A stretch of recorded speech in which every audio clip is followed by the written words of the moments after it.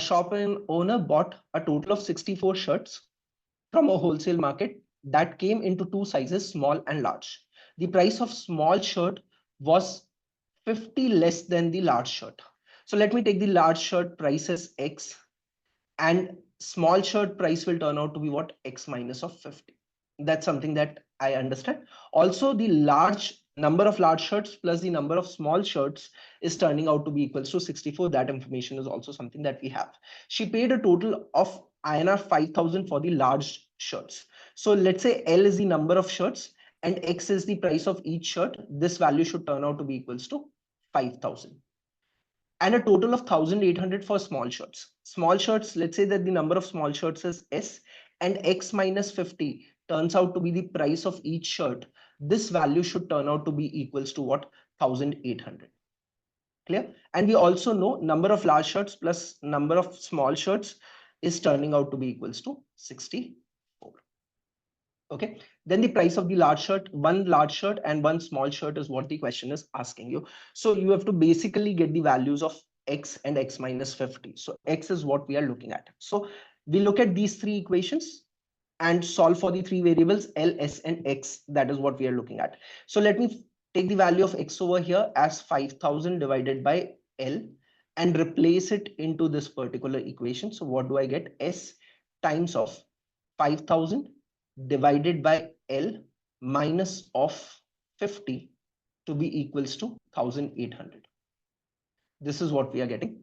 Now, if you look at this, I can cancel a 50 throughout.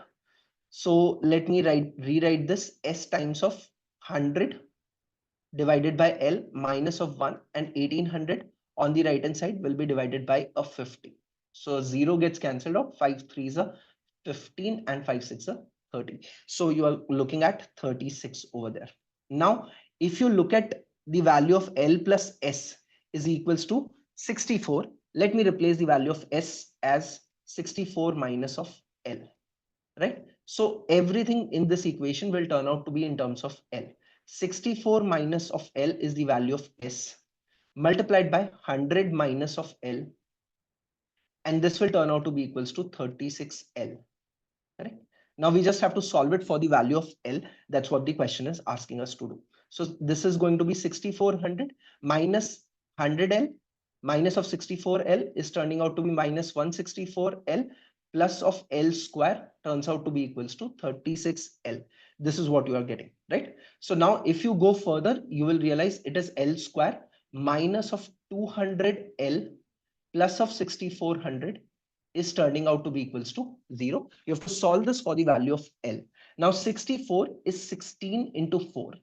And I put a 0 over here and I put a 0 over here. This will turn out to be, sum will turn out to be equals to 200, which is what I want over here. I'm looking at splitting the middle term. So 160 and 40 is what I'm getting over here. So L square minus 160L minus of 40L plus of 6400 is turning out to be equals to 0. Take L common, you get L minus of 160 minus of 40 common over here, you get L minus of 160 over here. So either L turns out to be equals to 40 or L turns out to be equals to 160.